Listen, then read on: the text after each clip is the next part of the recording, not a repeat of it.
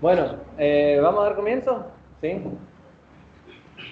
Oramos. Señor, te damos muchas gracias ahora en esta noche por poder estar juntos una vez más para poder estudiar tu palabra. Estamos como abriendo esa ventana hacia tu palabra y queremos que la luz de tu palabra ilumine nuestros corazones, nuestra mente, que penetre hasta los lugares más oscuros, que nos enseñes. Y gracias te damos por darnos esta oportunidad y este privilegio de poder prepararnos en tu palabra. Guárdanos, Señor, en tu verdad, en el nombre de Cristo Jesús. Amén. Muy bien. Buenas. Ya te digo para amén. Amén y después. Ahí está. Bien. Bueno. Bien, ¿cómo fue con la lectura de Génesis? ¿Terminaron Génesis? ¿Sí? Bien, hoy vamos a estar haciendo una introducción al Pentateuco y vamos probablemente a hacer un primer paso dentro de lo que es el libro de Génesis. ¿Sí? Vamos a abrir nuestro material. En el punto 2, los libros del Antiguo Testamento. En mi edición es la página 31. Digamos la 27 hicimos. ¿Hasta la 29? No, una antes. Los libros del Antiguo Testamento. ¿Sí? Bien. Hemos hablado acerca de la autoridad canónica e inspirada del Antiguo Testamento. Hemos hablado un poquito sobre eso. Hemos visto algunas manifestaciones o certificaciones internas propias de las Escrituras, algunas externas en relación a los descubrimientos de los rollos, la preservación de la palabra. Sí, hemos visto algunas cosas muy generales. Ahora ya vamos a entrar directamente al libro, vamos a entrar directamente a las Escrituras. Este es el fin que nos convoca, saber y tener un panorama general del Antiguo Testamento, así que vamos a entrar directamente ahí. Dice allí los libros del Antiguo Testamento, planeamiento de este panorama. Después de una breve introducción a cada una de los principios, de las principales partes en que se divide el Antiguo Testamento, los libros de esa división se revisarán en forma individual, empleando para ello el formato siguiente: referencia a la introducción y bosquejo de la Biblia de estudio. En este caso nosotros vamos a usar la RAID. Estructura y divisiones principales: tabla del libro, resumen del contenido, tema, propósito, mensaje para aplicar, capítulos clave, pasajes claves, principales enseñanzas, selección de otras partes de las escrituras relacionadas y rasgos característicos. Estas cosas, estos 10 tips, los vamos a ir viendo. Lo único que vamos a sacar de un material externo es el punto 1. ¿Sí? Bien, ahora vamos a ver de manera exclusiva el Pentateuco. ¿Alguien sabe lo que significa Pentateuco? El libro de los 5 volúmenes. Bien leído. Bien leído. Bueno, perfecto. ¿Sí? Ajá, ¿qué más?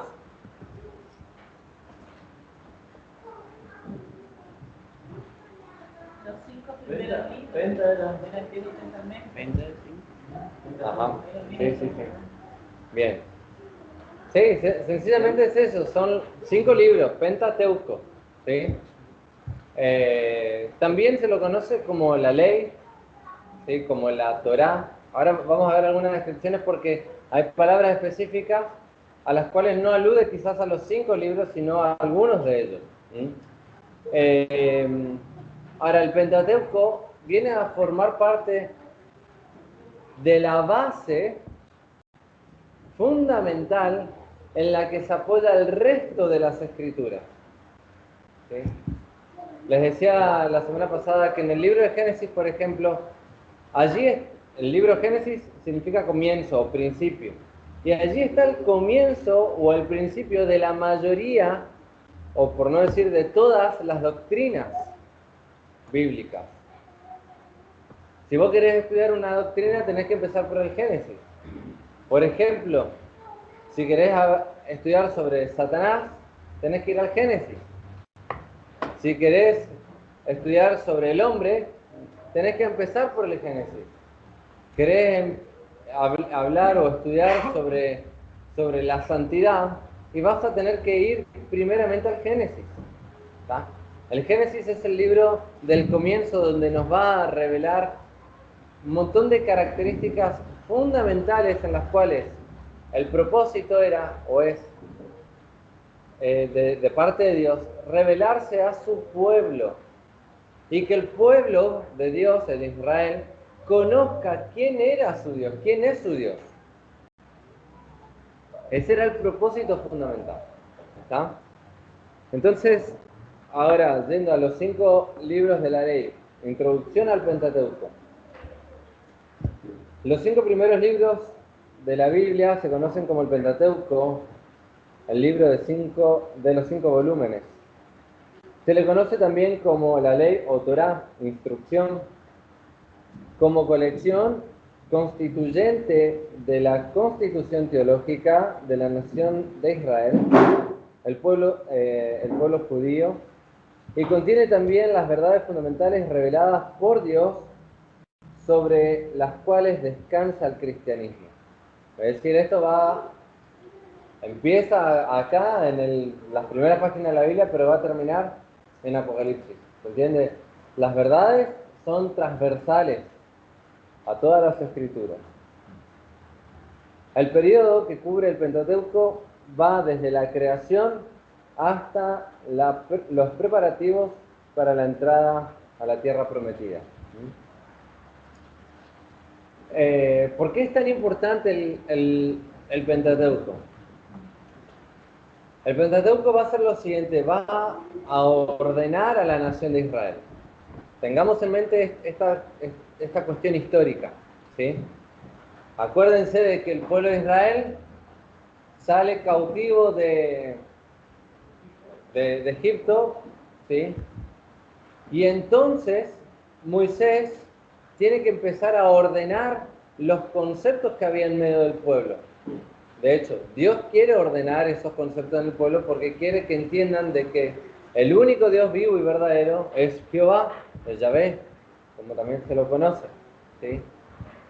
Entonces, para eso, primeramente, Moisés va a definir de dónde sale toda la existencia. ¿Por qué? Porque ellos tenían una mente que ya se había corrompido con la cultura judía, donde ellos decían de que ya existía la evolución en el pensamiento egipcio, allá hace 4000 años antes de Cristo.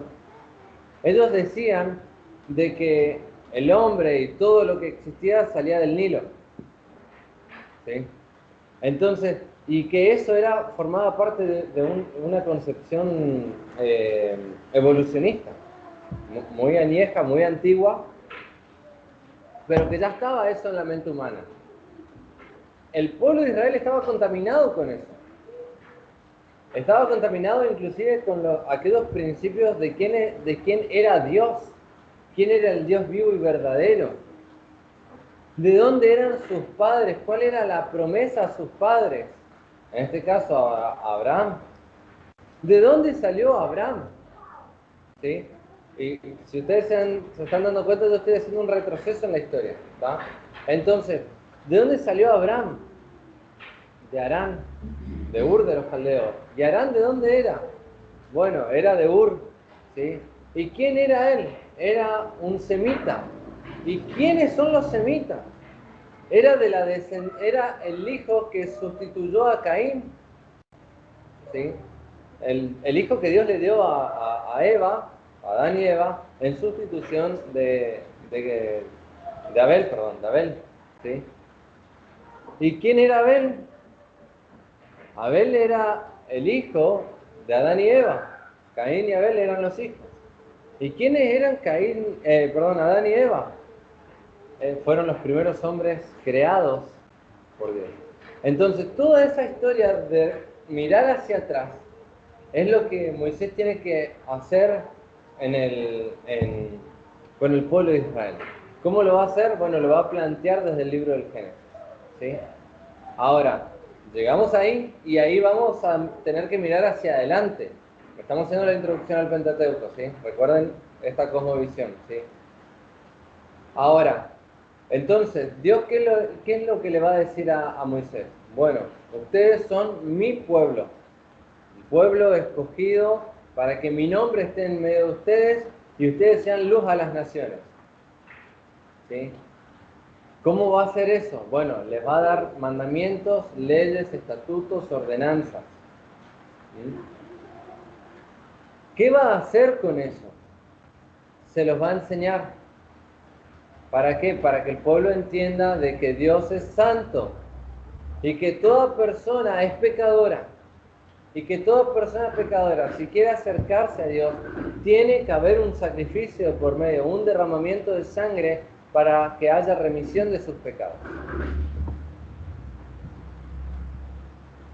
Dentro del Pentateuco, en este panorama general de lo general, ¿sí? Moisés entonces en el Éxodo va a dar, Éxodo, Levítico y Número, va a dar aquellas instrucciones específicas reveladas directamente de Dios para la nación de Israel, en tres aspectos.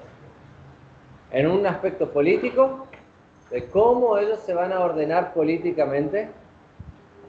En un aspecto religioso, de cómo ellos van a tener su culto de adoración. Y en un aspecto social, de cómo iban a vivir ellos en sociedad y cómo iba a ser su relación, por así decir, con el mundo pagano, ¿sí? Entonces, fíjense que estas tres cosas van a marcar y van a ser una línea trascendente de principios y valores que atraviesa todas las escrituras. No se queda en el Pentateuco. ¿Por qué? Porque están basadas principalmente en el carácter de Dios, ¿sí? Ahora sí, entonces, teniendo este panorama, sigamos adelante con lo siguiente, ¿sí? Sin una comprensión previa del Pentateuco, no es posible entender el resto de la Biblia. ¿Se entiende por qué no? ¿Sí? El Pentateuco continúa siendo un libro sagrado para la mayor parte del pueblo judío, a la vez que el primero de los tres grupos mayores de la Biblia hebrea: la ley, los profetas y las escrituras.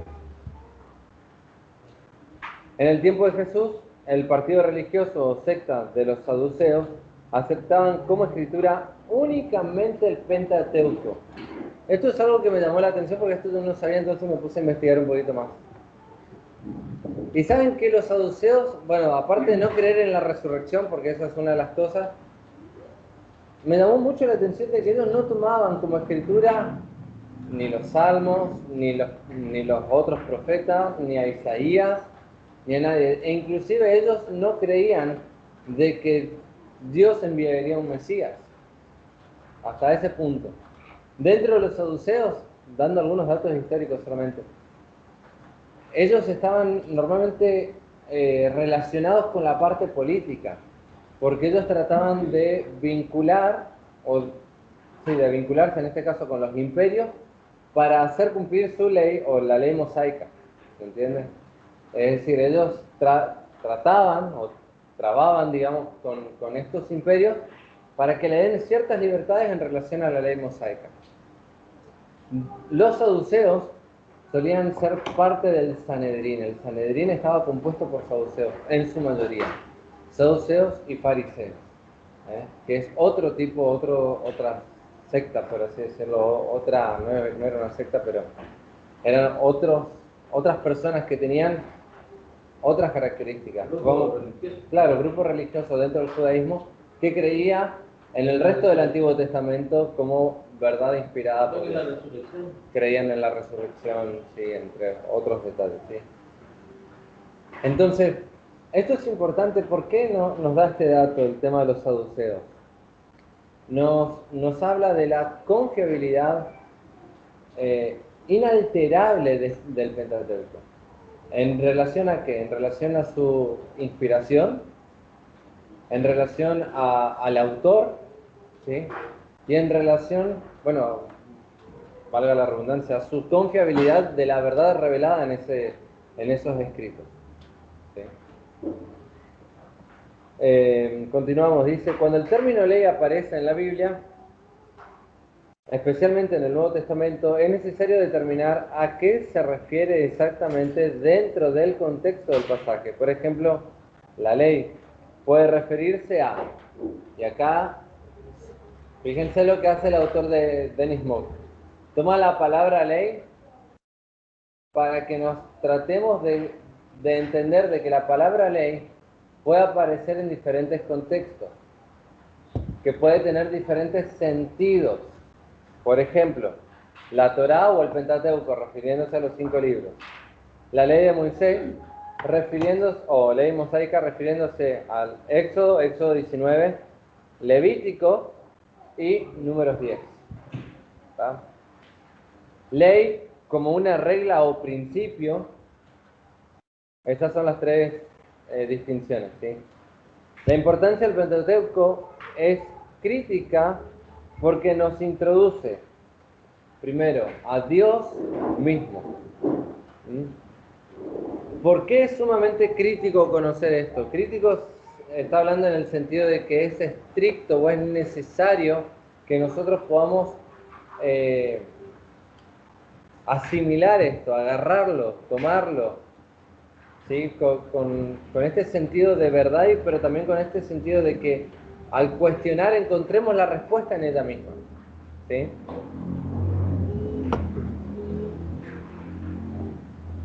Primeramente, en relación a qué, la revelación de Dios mismo. Dios se revela en el Pentateuco. Segundo, a los comienzos del mundo y del hombre, ¿dónde está el origen de las personas?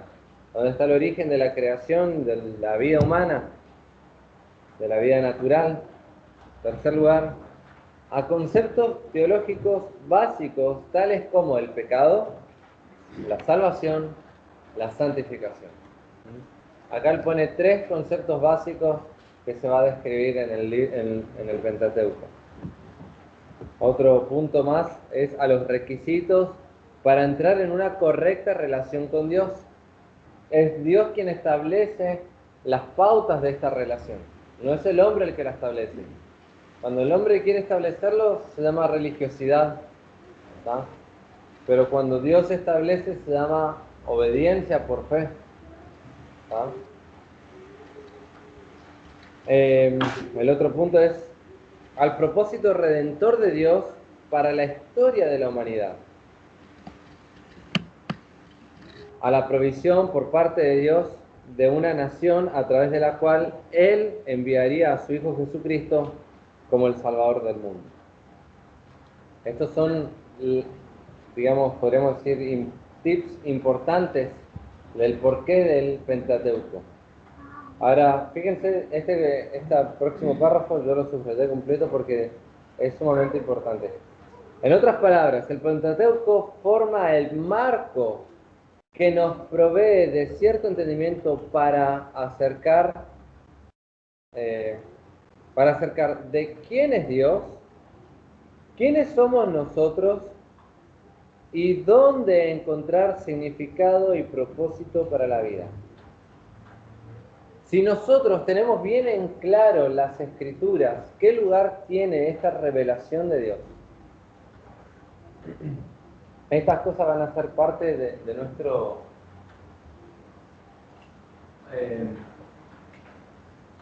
de nuestra concepción en relación a Dios, a la creación y a nosotros mismos, en relación al propósito de nuestras vidas. ¿Sí? No queremos hacer algo acá empírico, ni algo antropocéntrico. Es decir, no es que vas a leer la ley o el Antiguo Testamento o las Escrituras solamente o primeramente para encontrar el propósito de tu vida. Eso es algo empírico, centrado en vos mismo. ¿Tá? Nosotros tenemos que buscar conocer a Dios. Cuando conocemos a Dios, entonces Él transforma y nos hace ver como Él nos ve a nosotros, y ahí nos podemos conocer de manera correcta. ¿Sí? Cada uno de los 5 libros del Pentateuco será revisado brevemente para conocer su contenido y su contribución a nuestro entendimiento acerca de Dios y acerca del hombre. El autor, compilador del Pentateuco, generalmente conocido es Moisés. ¿Sí? A él se le atribuye el Pentateuco. De hecho, más están los críticos que dicen de que no pudo haber escrito Moisés porque ¿quién escribió el último capítulo cuando describe su muerte? O sea, sería algo muy tonto de que él escriba. Bueno, pero también es algo muy tonto pensar de que otra persona, o muy simple de pensar de que otra persona pudo terminar ese último capítulo, que probablemente haya sido Josué. ¿Sí? Ahí en Éxodo, capítulo 3, versículo 13 dice: dijo Moisés a Dios, he aquí que llego a los hijos de Israel, les digo, el Dios de vuestros padres me ha enviado a vosotros. Y ellos me preguntaron, ¿cuál es tu nombre? ¿Qué le responderé? Y respondió Dios a Moisés, yo soy el que soy. Y dijo, así dirás a los hijos de Israel, yo soy el que me envió a vosotros. Exactamente. Los hijos de Israel no conocían de esta manera a Dios. Yo tendría que haberles sacado la fotocopia del bosquejo, ¿sí? Y no lo hice porque no me dio el tiempo a la tarde entre que fui a la escuela, salí de la escuela, llegué a casa, después tuve una reunión con otros ancianos, entonces y salí de ahí y vine para acá. Así que por eso se los debo para la próxima. ¿Tá? Ahora, porque ya enseguida nos vamos a meter en el libro de Génesis. ¿Sí? No sé si hay alguna otra pregunta por ahí que quedó en relación a lo que hemos mencionado.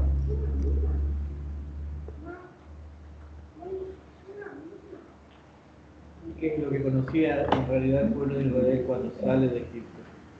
¿Qué noción de Dios tenían? Estaban conociendo al Dios que hizo las maravillas que hicieron mientras ellos estaban ahí presentes. Ellos habrán continuado con la circuncisión, supongo yo. La circuncisión, sí. Y lo identificaba como pueblo, digamos. Claro. No sé si continuó durante 400 años Sí. de Jacob, digamos. Claro. Había algunas cosas que sí conocían, costumbres propias del legado propio de Jacob y de sus hijos. Dice que cuando la esposa, cuando Moisés va en el camino a Egipto, Estaba por traer eso a memorias. Dale, decilo. No, decilo. una de las cosas que dice la esposa que tenía que circuncidar a sus hijos para entrar. Ajá. Eso me quedó. Claro. Aún a pesar de que ellos no conocían, pareciera, a Dios, pero tenían un conocimiento de algunas pautas de que dejó Jacob y sus hijos. Ajá. Recordemos, sí. Termina. Como también José estuvo gobernando durante todo ese tiempo, sus hermanos seguro también conocían, porque entraron 70 personas a Egipto. Claro. Una de las cosas que creo que es importante es que recordar es que toda la transmisión hasta Moisés fue netamente oral. Toda la transmisión de conocimiento fue oral. ¿Sí?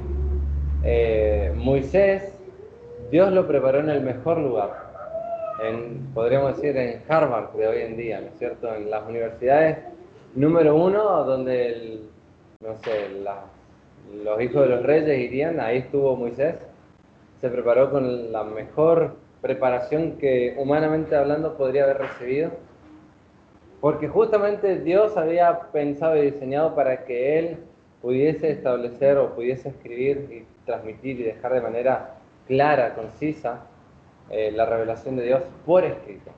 ¿Sí? Por escrito. Es probable que el pueblo de Israel no haya tenido ese acceso hasta Moisés, cuando Moisés probablemente empieza a enseñar a su pueblo también en relación a la lectoescritura propiamente dicho. ¿Sí? En relación a tu pregunta, ¿qué conocimiento tenía el pueblo de Israel en sí de Dios? Conocía de que, digamos, lo más general de Dios en relación a que Dios era el creador, que llamó a su padre Abraham, que le había dado una promesa de ser una gran nación, porque estas cosas eran muy patentes. Entre ellas, esa separación de los demás pueblos a través de la circuncisión, que era un distintivo, ¿sí? Y la verdad que mucho más, no sé cuánto más ellos habrán podido conocer. Sí, por eso vemos la necesidad de dejar plasmado todo el conocimiento que Moisés por lo menos adquirió, recibió, eh, o Dios se lo reveló, para que quedase escrito, ¿no? Sí. Al término de Génesis, cuando José está por morir, dice: yo voy a morir, mas Dios ciertamente lo visitará. Se ve que ella tenía promesa, que ella estaba aferrada a Dios. Sí, Dios hará subir de esta tierra a la tierra que juró a Abraham, a Isaac y a Jacob. porque ahí en capítulo 12, creo, si mal no, o 15, no recuerdo ahora, Dios le dice a Abraham de que su pueblo iba a ir llevado, iba a ser cautivo a Egipto, iba a estar 400 años allá y que iban a entrar sin nada, pero que iban a salir enriquecidos.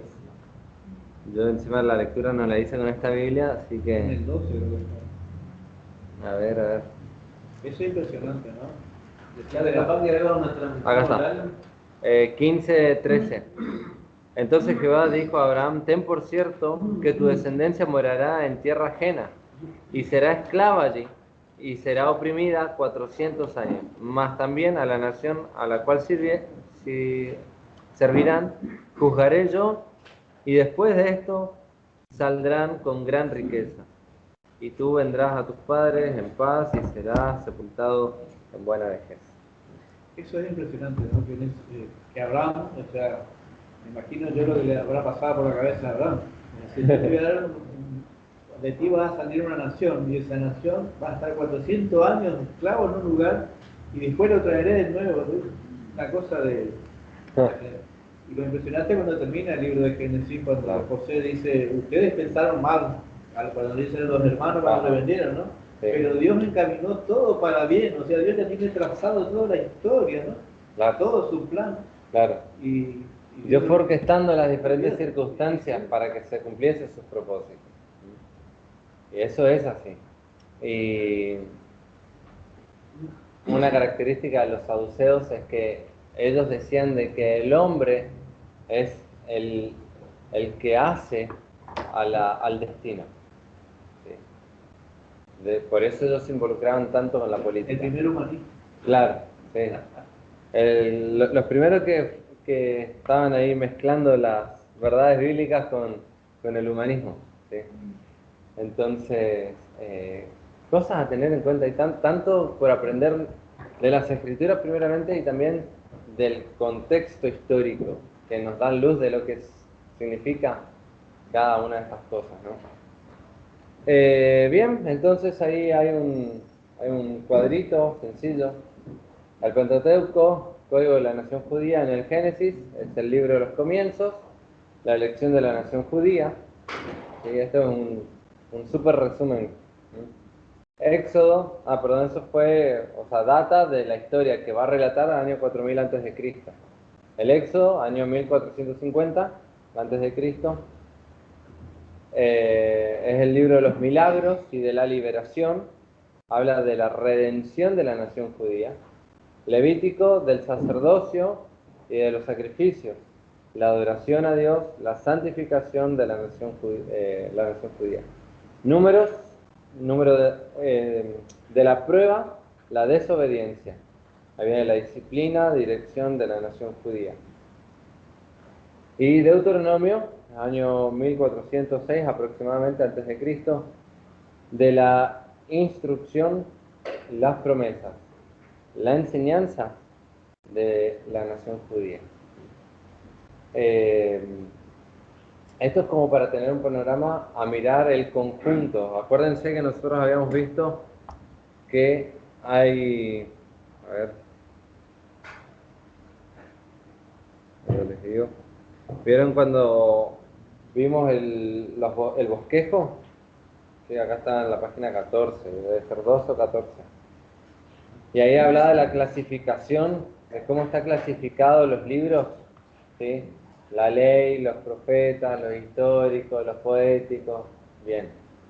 Nosotros siempre vamos a ir estudiando desde lo macro, que sería lo más grande en este sentido. Vimos la Biblia entera y ahora vimos el panorama bíblico entero, vimos el Antiguo Testamento de manera un poquito más específica, entramos más específico ahora al Pentateuco, ¿sí? Damos el panorama general del Pentateuco y ahora nos vamos a meter más adentro, aunque no vamos a entrar capítulo por capítulo, pero sí vamos a entrar en el libro de Génesis, ¿está?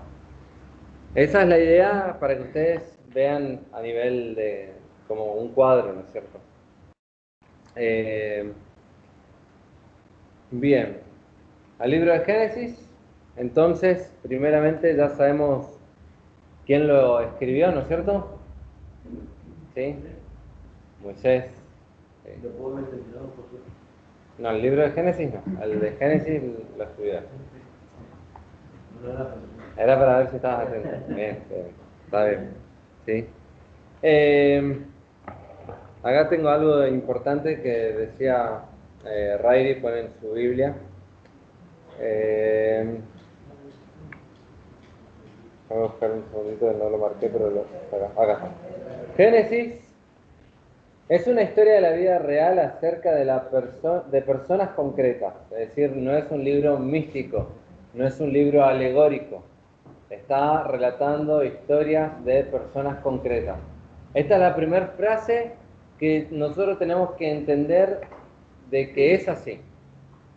Porque después te van a salir algunos humanistas que te van a decir, no, pero es que el Pentateuco en realidad lo que es solamente el autor lo que hace es contar historias para darle alguna solución rápida de cómo salió el hombre, cómo surge el mal, el pecado, etc.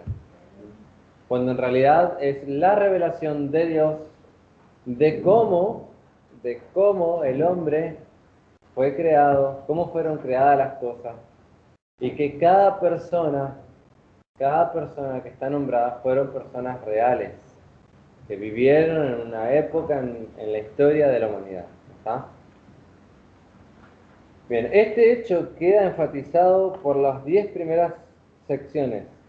Después del prólogo, capítulo 1 al 1.1 al 2.3, eso lo llama él el prólogo, que generalmente comienza así: estas son las generaciones de.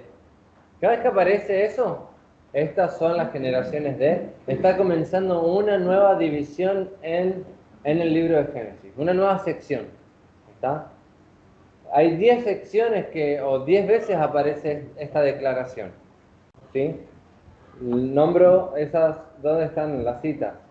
En 6.9, en 10.1, 11.10, 11.27, 25.12, 25.19, 36.1, 37.2 y eso, ahí están todos.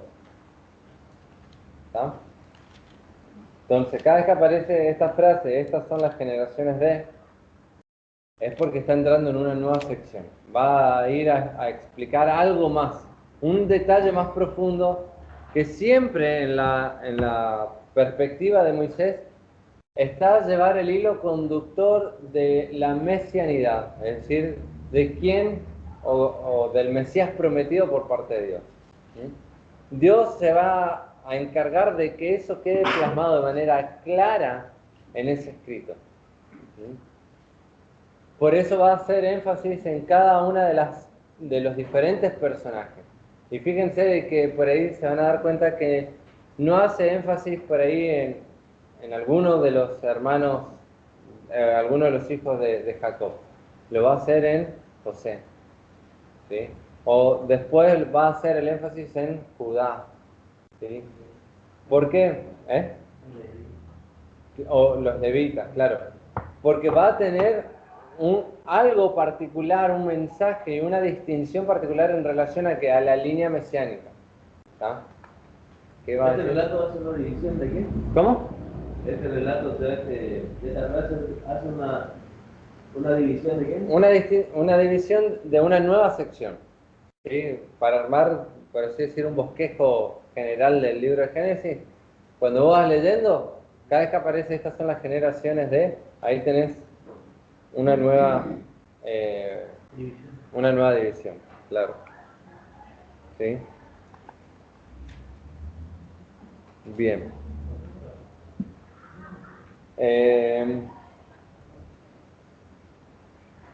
¿Quieren leer algunos de estos versículos? Vamos a ir a las escrituras.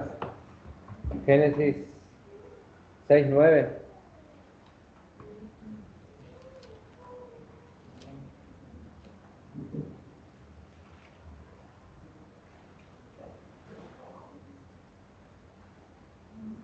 El que tenga que lo lea, por favor. Estas son la generación de Noé. Noé, varón justo, era perfecto en sus generaciones. Con Dios caminó Noé. Bien. Ahí tenemos entonces ahí un personaje de manera particular que va a ser Noé. Libro 25:12. Ajá. ¿Sí? Estos son los descendientes de Ismael, hijo de Abraham, a quien le dio a luz Agar, egipcia, sierva de Sara. Ajá. No sé si ese versículo. Sí, ese es el versículo porque Moisés va a contar qué pasó con Ismael. Y cuenta brevemente, pero después inmediatamente vuelve al relato. Fíjense leíste 25:12, ¿no es cierto? Sí. Ahora lee el 25:19. 19 dice, acá, estos son los descendientes de Isaac, hijo de Abraham. Abraham engendró a Isaac, y era Isaac de 40 años. Y ahí entonces va a retomar la genealogía mesiánica. ¿Tá? Va a retomar con la descendencia propia del pueblo de Israel. ¿Sí? 10:1. Sí, 10:1. Estas son las generaciones de los hijos de Noé, Sem, Ham, Jafet, a quienes nacieron hijos después del diluvio. Bien. ¿Tá? Y así sucesivamente. ¿Quieren que les vuelva a decir todos los pasajes? Por ahí están anotando, no llegaron a anotar todos. ¿Sí? ¿Sí? Bien. 6:9, Génesis 6:9. 10:1. 11:10. 11:27. 25:12. 25:19. 36:1. 37:2. 2. Ajá. Y vamos a leer ese versículo, el Génesis 37:2. 8. Acá son 8 citas. Y ahí voy a marcar 2. Ah, Que es una comparación con, que después se hace con Génesis 2:4 cuando habla ahí leo rápidamente 2:4, dice, y estos son los orígenes de los cielos y de la tierra, cuando fueron creados los cielos, el día que Jehová Dios formó, a ver, esa era de 2:4 y 5:1. Ahí va. Dice, estos son los libros de las generaciones de Adán, el día en que creó Dios al hombre a semejanza de Dios lo hizo. 5:1 sería el otro. Ajá. 5:1. Sí. Ah, este es mío. Fíjate. Dale, gracias. Muy bueno. Gracias. Bueno, 37:2 dice, esta es la historia de la familia de Jacob. José, siendo de edad de 17 años, apacentaba las ovejas con sus hermanos. El joven estaba con los hijos de Bila y con los hijos de Silpa, mujeres de su padre, e informaba a José a su padre la mala fama de ellos. bien, ahí está. José, justo, recto, haciendo lo que era correcto, ¿sí? Y hacía lo que tenía que hacer, ¿no? Informaba. Hoy nuestra corrupción lo llamaría chusma, ¿eh? Pero frente a la verdad, él estaba informando la transgresión de los otros, que no se manejaban de una manera correcta. Bien, volvamos entonces un poquito a la estructura que tenemos, ¿sí? Al contenido que Riley hace el comentario. Génesis es un libro tocante al principio de muchas cosas: el mundo, el hombre, el pecado, la civilización, las naciones e Israel. Génesis también contiene importantes temas teológicos: la doctrina del Dios viviente y personal, la doctrina del hombre hecho a imagen de Dios y del hombre pecador, la provisión de un redentor, el protoevangelio, como se dice en Génesis 3:5, cuando se habla... 15. Perdón, sí, 3:15, sí, 3:15. Y las promesas de los pactos hechos con la nación de Israel. Génesis 12, el 1 al 3, 15, 18 al 21. ¿Sí? Ahí están los dos pactos, o el pacto más importante, podríamos decir, en relación a la redención. Primero el 3:15 y en segundo lugar 12, 1 y 2, que es cuando Dios llama a Abraham, y la rectificación de este pacto en el capítulo 15. ¿Sí? Vamos a leer estos versículos porque son sumamente importantes. Ya estamos entrando en materia propiamente de lo que es el Génesis. 12, del 1 al 3, si alguien puede leer. Pero Jehová había dicho a Abraham, vete de tu tierra y de tu parentela y de la casa de tu padre a la tierra que te mostraré, y haré de ti una nación grande, y te bendeciré y engrandeceré tu nombre, y serás bendición. Bendeciré a los que te bendijeren, y a los que te maldijeren, maldeciré, y serán benditas en ti todas las familias de la tierra. Bien, ahí está entonces la promesa. ¿Cómo esto? Este es el llamado. Abraham no obedece. Y el pacto se da en el capítulo 15, versículo 18 al 21. Si alguien puede leerlo también. En aquel día hizo Jehová un pacto con Abraham, diciendo: a tu descendencia daré esta tierra, desde el río de Egipto hasta el río grande, el río Éufrates, la tierra de los eneos, ceneseos, los carmoneos, los eteos, los pereceos, los refaitas, los amorreos, los cananeos, los gergeseos y los jebuseos. Bien. Fíjense un poquito antes, donde dice, capítulo 15, versículo 1. Después de estas cosas, vino la palabra de Jehová a Abraham en visión, diciendo: no temas, Abraham, yo soy tu escudo y tu galardón serás sobremanera grande. Y respondió Abraham: Señor Jehová, ¿qué me darás siendo así, quedando sin hijos, y el mayordomo de mi casa es ese Damaseno de Eliezer?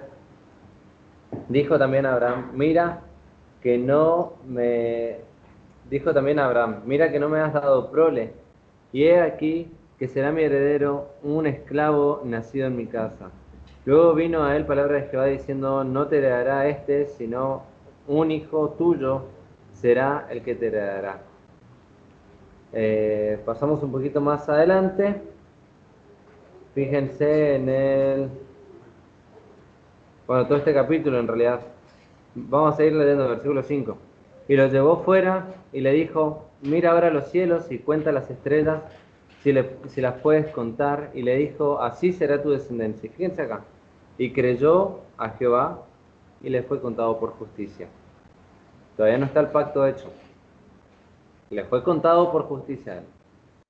Y le dijo, yo soy Jehová tu Dios que te saqué de Ur de los Caldeos para darte a heredar esta tierra. Y él respondió, Señor Jehová, ¿en qué conoceré que la he de heredar? Y le dijo, tráeme una becerra de 3 años, una cabra de 3 años y un carnero. Bueno, y ahí sigue el rito propio del pacto, ¿sí? Donde se certifica el pacto. Y versículo 17 dice, sucedió que puesto el sol y ya oscurecido se veía un horno humeando y una antorcha de fuego que pasaba entre los animales divididos. En aquel tiempo, en aquel día hizo Jehová un pacto con Abraham, diciendo, a tu descendencia daré esta tierra desde el río de Egipto hasta el río grande, el río de Eufrates. ¿Sí? Fíjense que el pacto y la promesa no está enfáticamente en que le daría un hijo, sino en que le daría la tierra. ¿Sí? Está ahí que de ellos haría una, de él y de sus hijos haría una nación. ¿Por qué hago este énfasis? Porque el pacto de Dios con Abraham se va a completar, se va a culminar, ¿sí? Cuando el pueblo de Israel no posea una parte de la tierra, como ahora en la actualidad, sino cuando posea toda la tierra que Dios le ha prometido. En el único momento que poseyeron casi toda la tierra fue cuando estuvo David, en los últimos términos del reinado de David y con Salomón. Pero no llegaron a poseer todo lo que Dios había prometido. ¿Sí? De tal manera que todavía no se cumplió ese pacto. ¿Tá?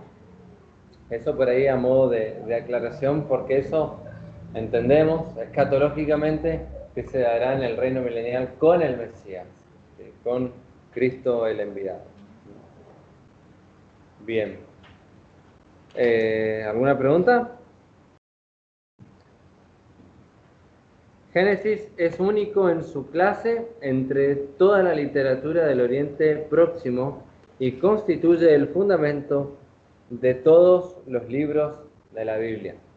Como les dije, allí en el Pentateuco había dicho que descansaban todas las grandes doctrinas, pero para ser más específico, Riley dice acá, en el Génesis está el comienzo de todo esto. ¿Sí? Bien. ¿No hay más preguntas? ¿No hay preguntas? ¿Alguna preguntita? ¿No? Bueno. Y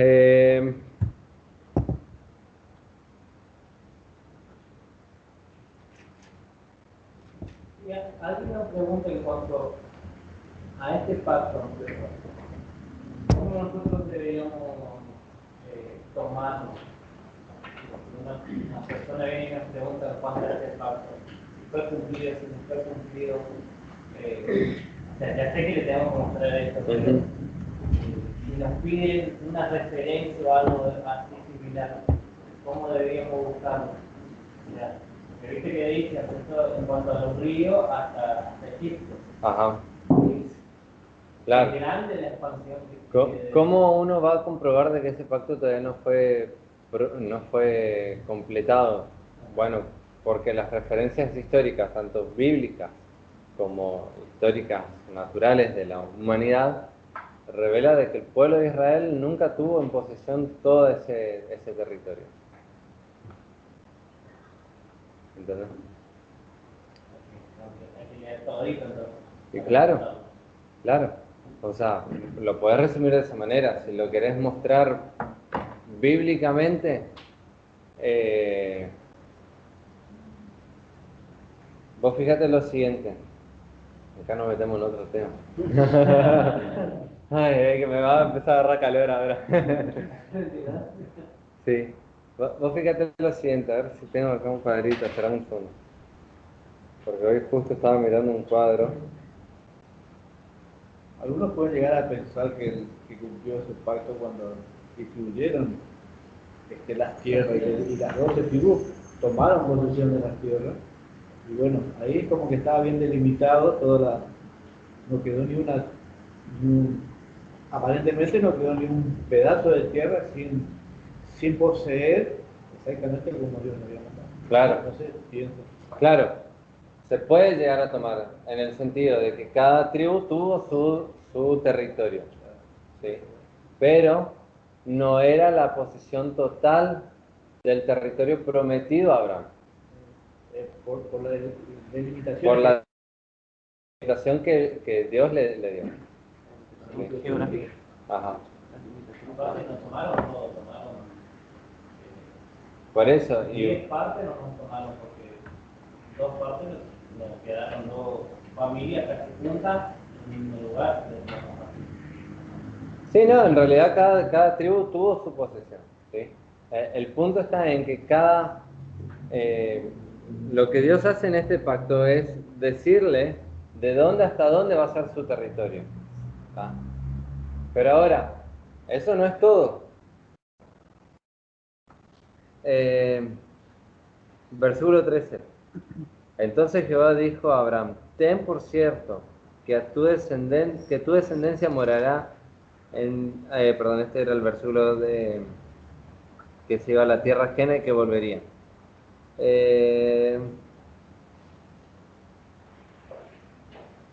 18.